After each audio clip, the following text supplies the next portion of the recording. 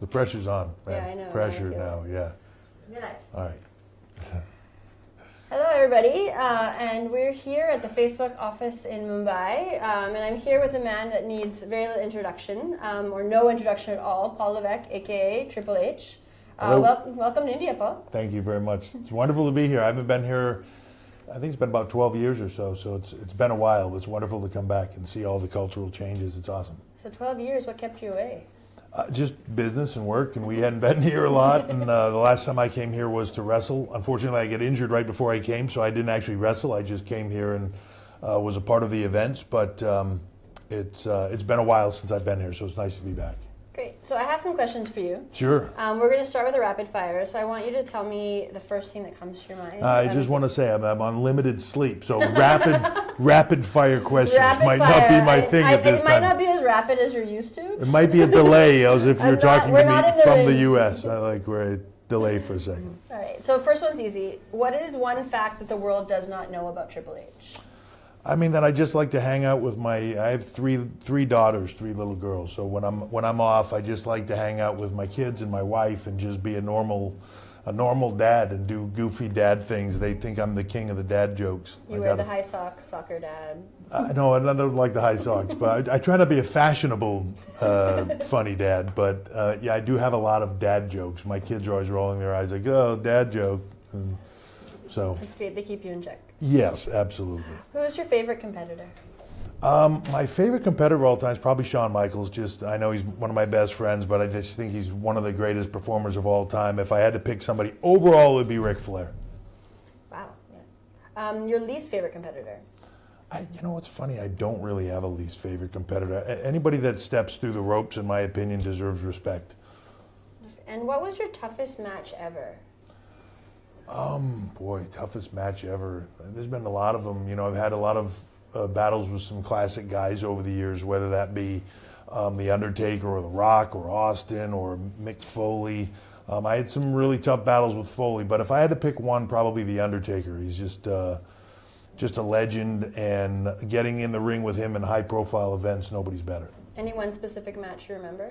Hell in the Cell, WrestleMania with Shawn Michaels as a special guest referee. Probably one of the most significant matches of my career, especially from a meaning standpoint. It was called the end of an era, and you know, there's a moment with the three of us standing on stage together after that match is over that was very real to us, and still very meaningful. I have that picture in my office, and I made a plaque with for all three of us that has that picture and memorabilia from the match. It's very important and very meaningful to all three of us. Yeah, and I think that's a moment that most WWE fans remember as well. Who's your closest friend in the WWE? Shawn. Shawn? Yeah. And the one question everybody in India wants to know, are you going to get back in the ring? Yes, but you have to watch to see. Eventually I will get back in the ring. Somebody always calls me out. All right, wrestling, done. Business, done. So what's next for Triple H? You know, it's funny to say done because I don't feel like I'm done, especially when it comes to the business side. You know, I want to make WWE better and bigger than it's ever been before. I want to make WWE something that I grew up as a fan. When I meet fans all over the world, like here in India, you know, they talk about watching me as a kid. That was me. You know, I was the kid sitting in front of the TV watching at home and turned it into my life. I want to make sure that that's there for generations past. I want to, or beyond us. I want to make sure that that is the best product that it can be. As big as WWE is right now, I want it to be so much bigger in the future. Fantastic. So you're here in India with the business team, spending time with key partners. So wanted to pivot a bit to the business side of Sure. the WWE. So when can we expect the next live event? And we're all really waiting excitingly. WWE will be here live this December on the 8th and 9th, performing here in India. And tickets will be on sale any time now, so you should really look for that. There'll be an announcement shortly. Great. And a lot of the big stars will be here. Roman Reigns, Braun Strowman, Finn Balor. It's going to be epic. Fantastic. So you've mentioned most of them. Can we expect any more superstars beside yourself to come down to India soon? Or? So funny you should say that. Jinder Mahal will be here with the Singh brothers in just a few weeks' time. I think it's October 13th, 12th or 13th. He is here, and he'll be doing a tour here in India and meeting fans and doing some promotion. So we've seen how the WWE has been growing in India. What do you see the potential? What do you see here in the market and the potential for the WWE to grow? I think the potential here is unlimited. I think that one of the strongest fan bases I've ever seen and most passionate fan bases I've ever seen is right here in India. And that really inspires, whenever I come here, it inspires me to want to deliver more to them. I think that the future here can be anything we want it to be. I would love to begin to come here and localize talent coming from India, localize a promotion here in India, and be able to share that with not only the Indian market but the world, and to do that, to be able to then cultivate talent through that market, through NXT, through Raw, through SmackDown, WrestleMania, and give the Indian fan base heroes that are culturally significant to them as well. Yeah, definitely. I think all of us are waiting eagerly to see a homegrown talent. Yeah, it's something that we've been working on for a long time. It just takes a lot to make people in the market in India realize that there is a pathway to actually get to the WWE is difficult, but there is a pathway now. So you spoke about the event in December. Can we expect any more events in the future?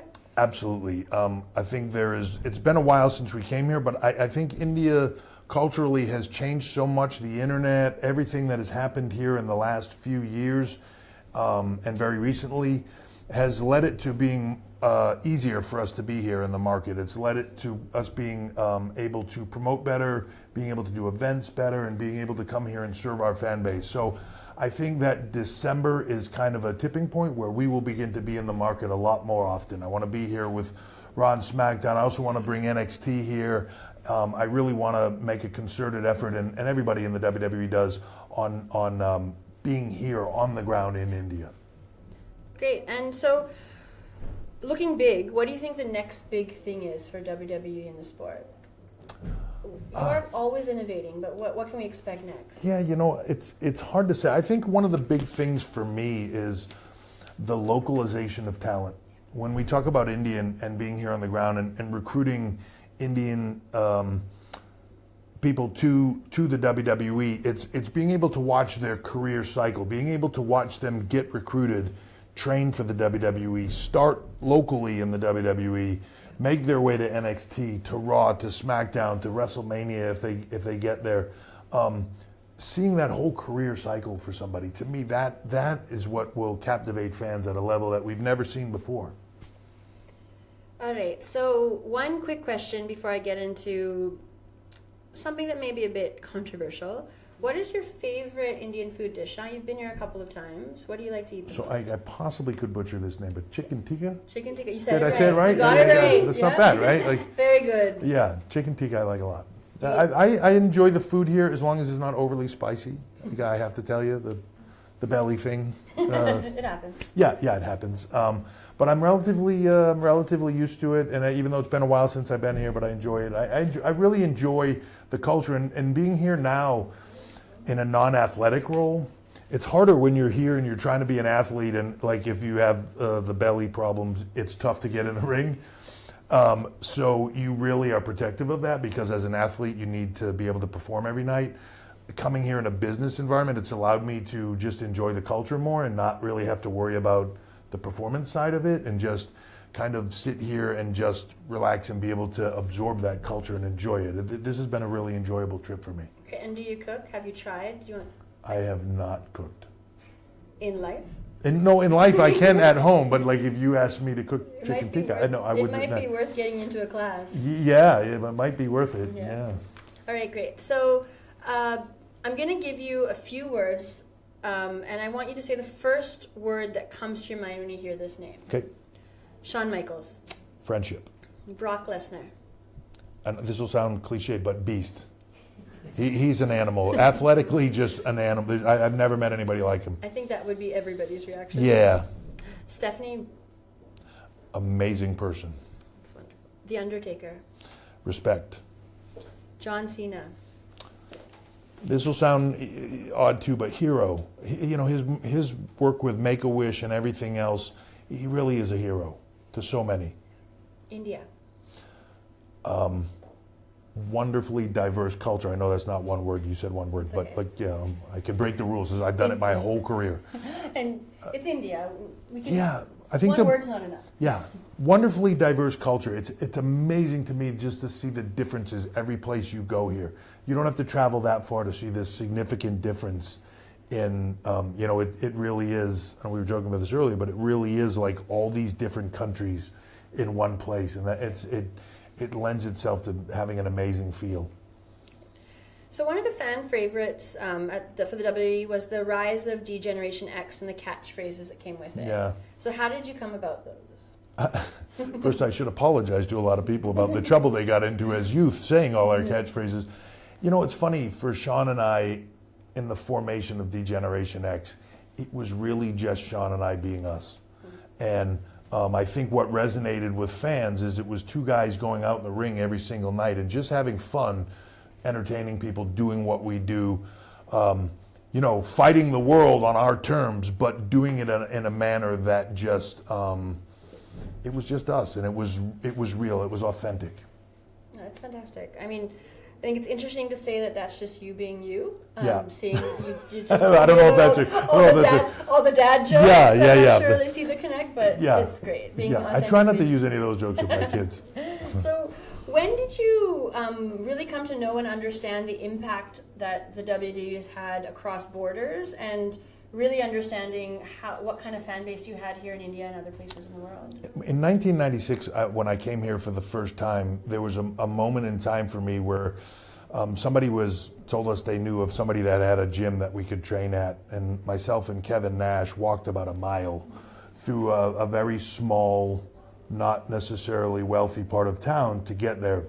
And people were coming out of these little kind of shanties and huts and things that, in my mind, I would have never thought they would have had televisions or anything else. And this was 96. By the time we walked the mile, there was probably 500 people following us, all chanting our names. It was crazy. But by the time we came out of where we went to, there was probably 5,000 people outside waiting for us. It was the first time for me that I realized the absolute power in a place that I really, at that point in time, I was young, I was in my early 20s, I had no knowledge of really in a deep level. For them to have that kind of connection to us, it really made me realize the global power. You add the internet now into that and everything else, all these years later, television, internet, the connectivity of all of that, it's really amazing. To see the engagement from the WWE Universe here in India and what it means to them, it's really humbling, really is. Yeah, and now fans don't have to wait, or we don't have to wait until that lucky moment where we get to see you. We can be with you and with at all time all the time on Facebook Live. On Facebook Live. So a lot of us remember your rivalry with Dwayne Johnson, yes. aka The Rock. Everybody has an AKA. So how has your relationship changed with him over the years? See, it's always competitive with Rock and I. From the very start of our careers, always competitive. That's what I wanted to hear. Now it's even like he's used Dwayne Johnson. They call me Paul Levesque. It's all competitive. He grew a beard. I grew a beard. It's all competitive. Matching hairdos. Yeah. We're just. It's funny with he and I over the years. I think we've had this interesting rivalry at a time in our lives when we were really trying to establish ourselves and make something. It's what made WWE great. What still makes it great to this day is that competitive nature. We've come to a point where we appreciate that competitive nature, but still to this day, I see Rock post something at 4 a.m. on Instagram that he was working out, and I'm like, oh man, I can't take the day off today. I got to train too. Rock train, it's still, I don't know. Honest. Yeah, I don't know what it is. We've laughed about it with each other, but there's still something about our relationship with each other. We get along great. Talk business, and the things that he does and intersecting with WWE. The one thing about Rock is he's in Hollywood, he's making movies, he's doing a million different things, but in his heart, he's still WWE. And if you're a fan of his, don't ever think differently, because I know how he is. And there is nothing. I watched him do it years ago, usually standing over me before he was about to drop the people's elbow on me, get goosebumps all over him. And I've seen him do it recently when he comes to an event and he gets goosebumps all over him. It's still that, nothing else in the world. He can make all the movies he wants. He can do all the other projects he wants, as can I. there is nothing in the world like standing in front of the WWE Universe and having that, whether it's 5,000 or 100,000, just going crazy, you know, and knowing you have those emotions in the palm of your hand and can control that. There's no feeling like that in the world, and I think that's just who he is, and we respect that in each other. But I think there's always still that, like, well, if Rock can do it, I can do it. Well, I mean, nothing's made me happier of all the things we talked about today. I think the fact that you still have that rivalry inside your blood, yeah, and it makes us all hope and dream for the day we see you two again. I don't know what that would look like. There was about 2 years ago, he and I did a backstage promo with each other where we talked about WrestleMania and the competitive nature of that, and it lit up the internet about the possibility of it. It's something we've discussed. It's just making schedules work. He's pretty busy. Me too. So it's making schedules work. But look, at right place, right time. I'll dance one more time with the great one, Rock.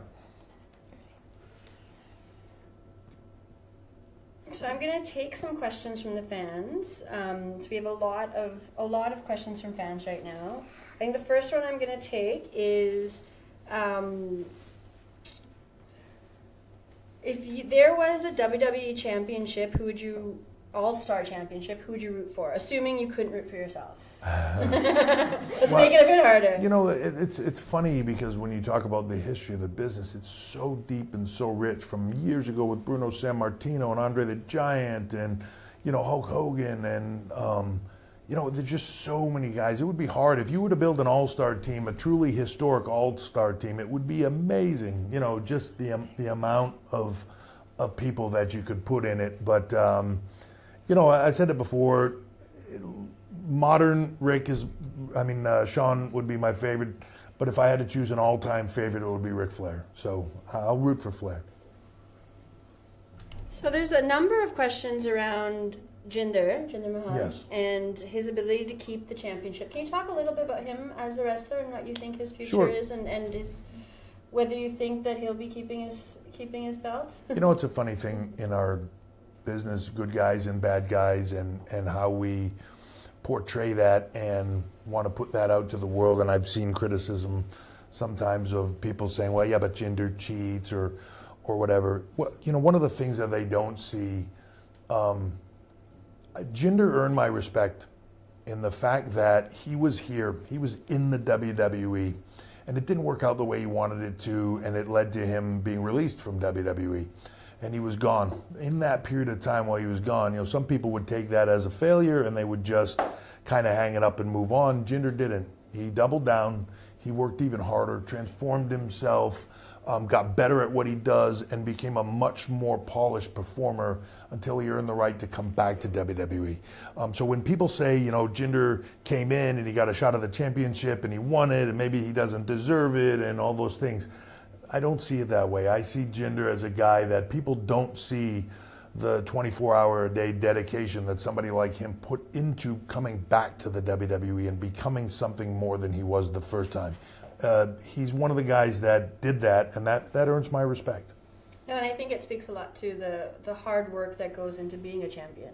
People see what they see on TV a lot of times, but they don't see, and it's a shame that they don't, because the harder work, almost the 20, 30 minutes that they're in the ring sometimes is the least of what they do. It's everything else, the dedication and the hard work that goes along with it. And whenever anybody says, somebody was handed this or handed that, or I can tell you right now that everybody in the WWE works their butt off. It looks like it. Yeah. So Kaushal Khatri is asking, will you ever grow your hair long again? I could, you know, it's one of the things, like you can look. It's all there, I can see it. It's no all, spots. there's no gaps in it. I choose this look because it's easier. When I fly to India, I don't have to worry about doing it in the morning. I get up, I take a shower, I wash my head, and I'm good, right? It's ease at this point. And there was a point in time where I realized, like, this long hair just takes a lot of work. Yes. Yeah. We know. You know, yeah, you know. It's a lot of work. So Rahul Bajpai is asking, how are things shaping up for the next WrestleMania? Are there any marquee matches you can disclose? There was nothing I would disclose at this time, but the one thing about WrestleMania is WrestleMania is always, it's a showcase of the immortals. It's the grandest stage of all time. You can say all the cliches you want about it, but every year it is our goal, whether we succeed at it or not is a different thing, but it is our goal to surpass what we've done in the past and to give you a show like you've never seen before. That will be the goal this year, and we will do everything in our power to ensure that when people go to WrestleMania, they leave there and it was worth, that the event was worthy of their passion. So there's a lot of questions about Stephanie. Yeah. A lot of love for Stephanie. A lot of love for Stephanie here, and a lot of love for Stephanie on Facebook Live. Yes. So Chintan Vasani is asking, any chance of getting her to Mumbai? Do you think she'll come to India? I think she would actually probably love to. It's funny that I was in London before I came here, and she was in LA, and then as I left London, she landed in London, so she's in London. Like a great recipe for success for marriage. Exactly, yeah. Why our marriage worked so well, we had a dry run on television, right? We were married and divorced on TV, so it works real well now. We've got it out of our system. But she's in London. She would love to come here. I think culturally she would find this an amazing place, and I know that is something that she would like to do. She loves to travel and experience new cultures, and to be honest, I think we would both love to bring our kids here to have them experience the culture as well. So just a couple more questions. So your signature finishing moves, the spinning spine buster and pedigree, did you give them the names? No, well, the spine buster I just actually took from Arn Anderson because he was awesome and I love the move, and I like all great things, you borrow it from somebody and make it your own. And I sort of took that from Arn Anderson. The pedigree was something that I came up with, but the name actually came from Michael Hayes of the Freebirds when I started in WWE and was the Greenwich Blue Blood. I was doing that move, and they needed a name for it, and he thought it felt like handing somebody their pedigree, and that became the name. So Michael Hayes of the Freebirds, thank you very much. So one question before we ask you to butcher a phrase in Hindi. To become part of Indian cinematic history. Yes, okay. Is kind of, how do you define success for you? You've had a lot of different. Amit Sarkar has asked this question. So you've gone through a lot. So right now, how are you defining success for you? And throughout your career, how have you looked at success? Well, at different ways, at different things in my life. For me, the biggest success I can have is being a great dad, and husband, and being there for my kids and being a great dad. That's the biggest success I can have in my life. Outside of that, to me, I'm very goal driven, but for me it's whatever I find that I'm passionate about, right? And that to me is what makes your life worth living. If you find something that you're really passionate about, and WWE for me, I couldn't find anything that I'm more passionate about, I don't think. So it's trying to do great things with that, and when you do something that you're that passionate about, it's almost like you don't work every day. You're just you get up in the morning and I can't wait to get going because I want to do this today, because I want to make this better, or I want to work on this project. It becomes a drive, and it becomes something you want to do, as opposed to, I gotta get up and go to work. So if I could give anybody advice out there, find what your passion is. Because when you find what your passion is, you'll want to work on that passion every single day. That's success for me. That's great. Success for life, success for WWE, yeah. Success for family. Yeah. Fantastic. So before we go, we're just about to wrap up, we wanted to have you share in one of what is Indian cinema's most famous dialogues. Yeah. So this is a dialogue by one of the most iconic actors. But then I've got to hold on a second. Why do I have to try to say this? Because it suits you perfectly. But she's interviewing me, and she's not going to try to say it to teach me how to say it. Thank you. Yes. Considering both of you don't know Hindi, or both have to say this dialogue. All right. Though Hindi is better. So the dialogue is by one of the most iconic actors, and so I'll make you say it and then I'll tell you the meaning. So it is Rishte mein to hum, Rishte mein to hum, तुम्हारे बाप लगते हैं, तुम्हारे बाप लगते हैं, नाम है Triple H. Oh. This suits you perfectly. If I had to give you a Bollywood dialogue, it would be this. Okay. Don't ask me to say that all at once, though. I You did a fantastic job. Okay, was not bad? All right, yeah. I'll take that. So before we sign off, any parting words for your fans in India and Mumbai and looking ahead to the December event? Well, I think that first I'd like to say thank you for the hospitality being here. It's been a wonderful trip. I've had the wonderful opportunity to meet a lot of great Indian fans, WWE Universe fans from here in India, and be able to say hello to them and take pictures with them and have a great time. If you're a WWE fan here, I'd love to be able to tell you to watch closely, because this is going to become more interesting really fast for you. As we begin to do more and more things here, I think it's going to be even more and more engaging for you. So thank you for the hospitality, and stay tuned, because WWE is going to take you places you've never been before. Sounds great. Thank you for being here. Thank you. Thank you for the time.